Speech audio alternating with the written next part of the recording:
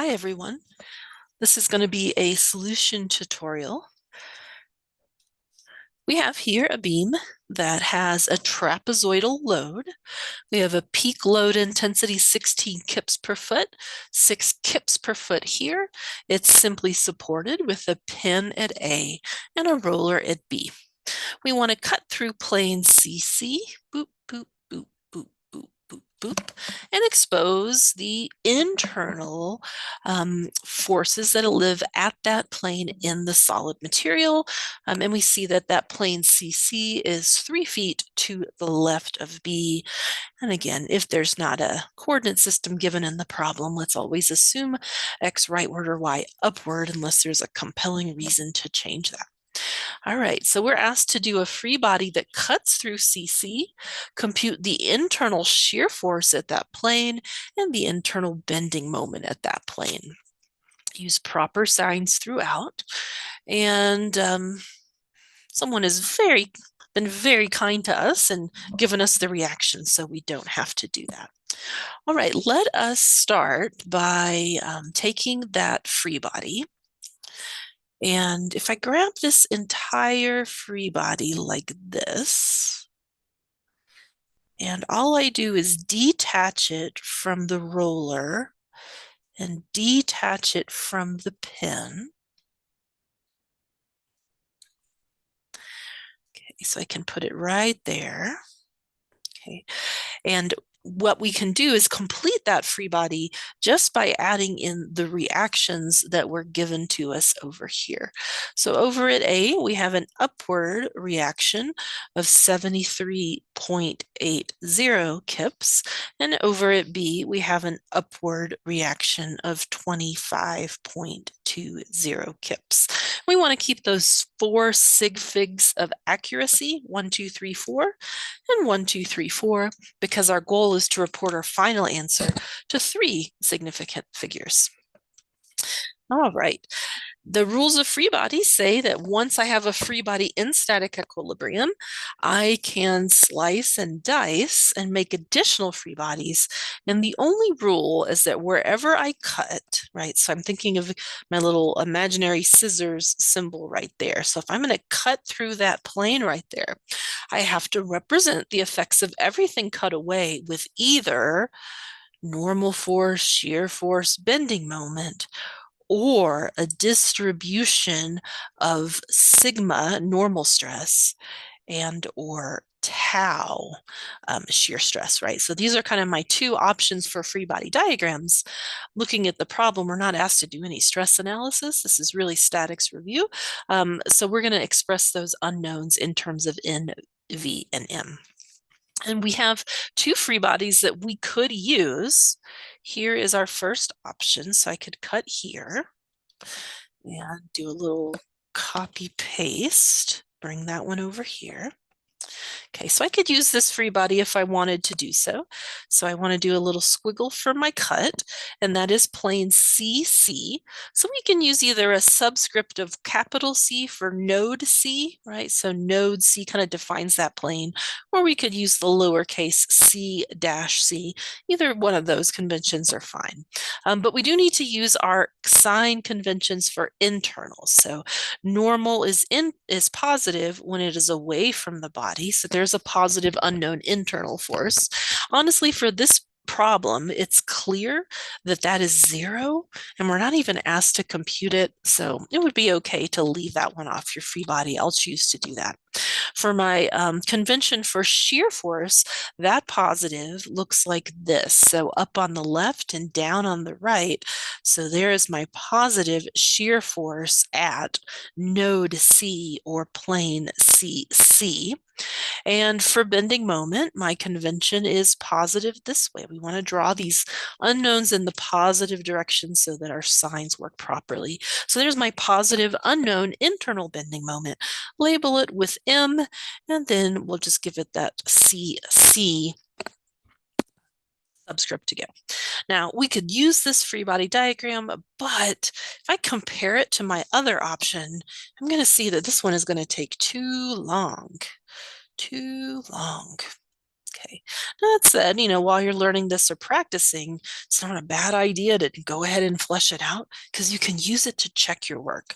But for what we're trying to do today, I am going to come back over here to my original free body and static equilibrium, cut through the material, and I'm going to grab this other free body diagram. You know what? I'm going to grab the label too. There we go. Okay, so let's copy this and paste it into the document, and I'll pull it over here. Okay, so this free body is also fair game.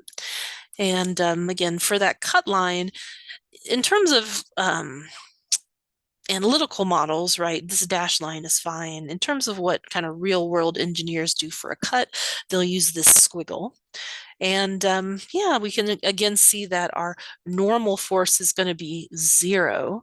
So we don't need to do anything with this normal force up here. Let me do another layer for that. Sorry about that. Okay, so I'm not going to do anything with this normal force. I know that it's 0, so I'm just going to kind of take that off of our chessboard and draw that shear in the positive direction. So positive shear up on the left, down on the right. So in this context, we want up on the left. I'm going to do that in orange. I like to do orange for my internals. So up on the left, there's my unknown V sub C.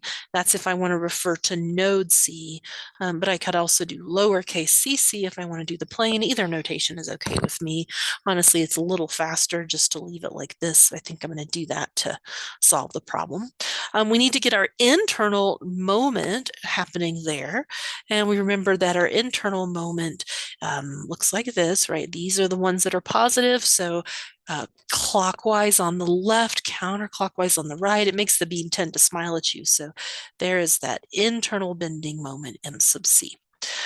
Now, I know some of you, by the way, were in statics, were kind of got used to using a double arrow here. That's not it's not great. It's not ideal for internal shear force. So the most customary thing is to use the half arrow and place it at a short offset from the cut. That half arrow tells us that this distance is equal to 0. That's what that sign means. So you see this half floating shear arrow slightly away from the cut. That is very customary and conventional. All right, our free body is looking great. I'll go ahead and throw on this dimension. So we have a 3-foot length of that fiber between plane CC and node B. I do actually I'm going to do one other thing, and I wish I had done it earlier. I like to color code my reactions purple. So I'm just going to copy on top of this. This is a convention. I'm trying to make my resources more consistent so that purple are reactions, pink are loads, and orange are internal forces. But I have not made my materials fully consistent with that system just yet, but figured while I'm here, might as well do that. Okay, we are ready to solve for our unknowns. So we have a free body diagram. Our unknowns are drawn in the positive direction. And so now we need to just do our equations of equilibrium. I'm going to do that in this blue marker. So the first thing I want to do is take the summation of forces in the y direction and set it equal to 0. There's my x and my y. Now we're going to do upwards as positive. And, my unknown V sub C, that my first term in this equation, is going to be positive, not because this is the convention for positive internal shear force, but because it is an upward force, right? So we have to flex back and forth between our two different sign conventions, equations of equilibrium. These have things like positive this way and positive this way, while my internal forces are going to have things like up, down is positive shear, and this type of bending is positive moment. Okay, so we got to be able to go back and forth between these two different sign conventions. All right, back to the equation. So we have V sub C upward, and so positive. We have one other term in the equation, so we're going to write 25.20 kips. That one is upward, so also positive. Set that equal to 0. Rearrange algebraically to say that my shear force at node C, or plane CC, is equal to negative 25.20 kips. And for that final step, why not go ahead and do 25.2 kips, keep the negative sign, okay, but condensing down to 3 sig figs as the last step for that final answer. Now, sometimes students try to do this and they'll try to do their final answer like this, 25.2 kips. And then for that negative sign, they'll do a downward vector. And you can't do that, okay? So you cannot use this notation because that downward vector is speaking the language of the equations of equilibrium. What we need, if you want to cartoon it, is the language of the internal forces. So that negative sign is not up, down, but down, up. Okay, so this is the best answer. This one is okay. This one is okay. Okay, but the single arrow is definitely no good. All right, there is my shear force at V. And what I'm going to do is I'm going to come over here and I'm going to write it on the picture. So I'm going to write it as negative 25.20 kips, just so I have it for reference.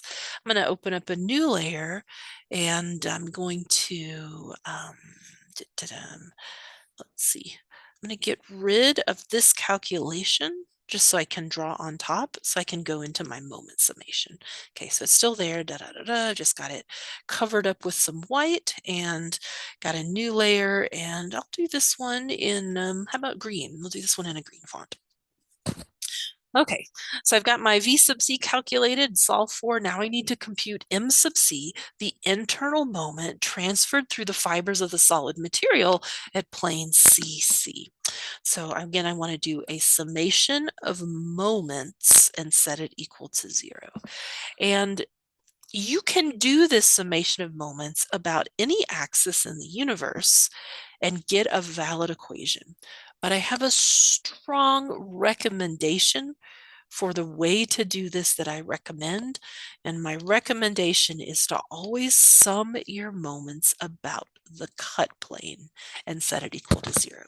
So if I go over to the picture, I'm going to draw a pink dot. There is my axis about which I want to do my moment summation, okay?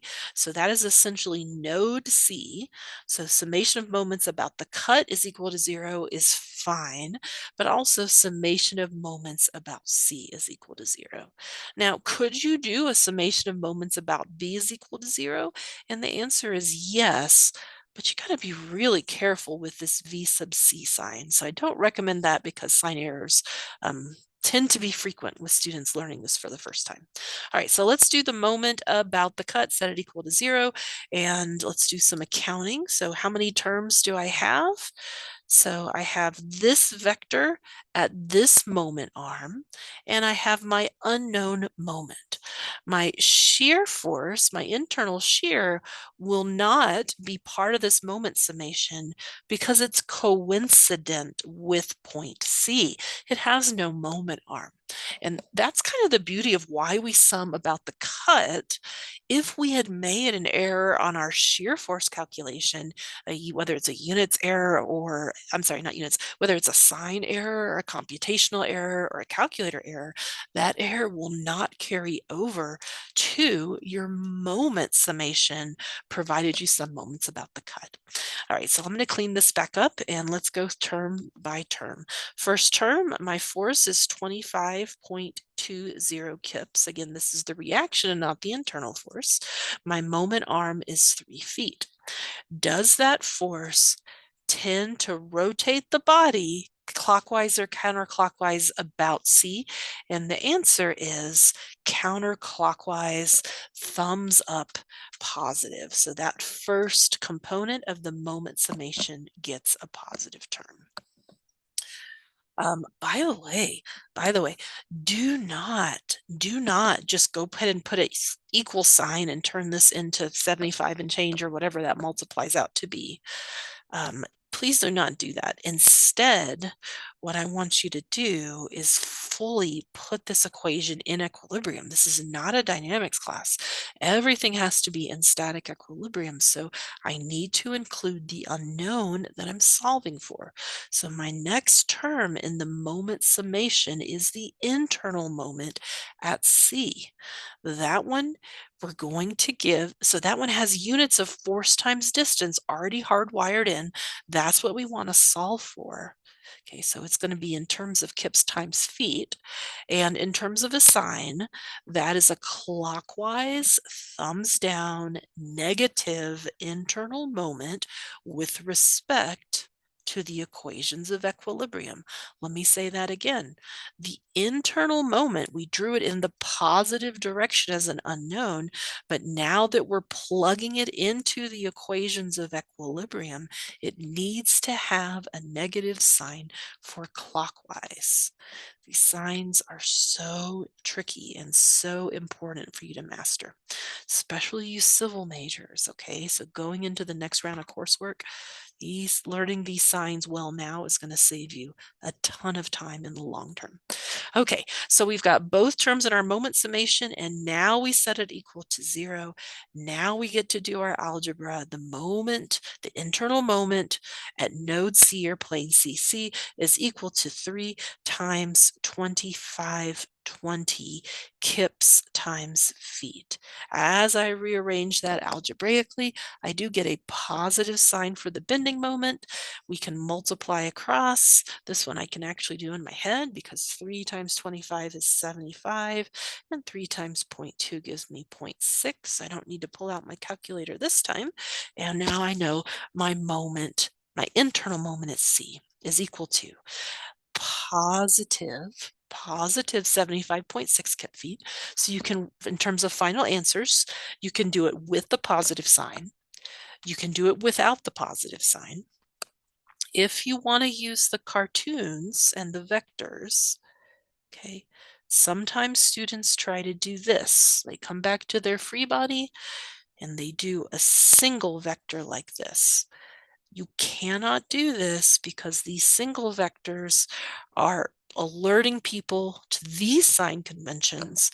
That is not correct. So you cannot do that. If you want to cartoon it, you can. This is less conventional, but you can push back to this sign convention, okay? So you could do this and this if you wanted to do so. And in fact, I'd say it's probably even a little more conventional to actually do a little free body between them, okay? So cut, oops, wrong tool, sorry about that. So we do a cut, a little piece of our free body diagram. That is like a little dx slice at node C, and then we see that positive bending moment. Long story short, this is by far the easiest way to do it, to use those sign conventions that alert your audience back to our sign conventions for internal forces and moments. One other thing for this particular video, just kind of one closing thought: internal force and moments, okay? So we know that all of these couple moments, so a couple moment like this can be expressed as a force couple like that, or a force couple like that, right? They both have just a tendency to rotate, not a tendency to translate. So in this instance, we are including moments as special combination of forces, which is why sometimes we just call this internal force and don't bother to say and moments. But as a little teaching, snapshot of statics here today, whether or not we add this, it's always implied. Internal forces and moments is kind of what we're talking about. Yeah, that's it. Thanks for tuning in. I hope this has helped. Just these sign conventions are tricky, tricky, tricky, and you can get them, you can master them. The signs are the hardest part of these type of problems, and a sign error is a concept error. That's kind of the whole point. So, all right, thanks for tuning in. I hope this is helpful, and you have a great day.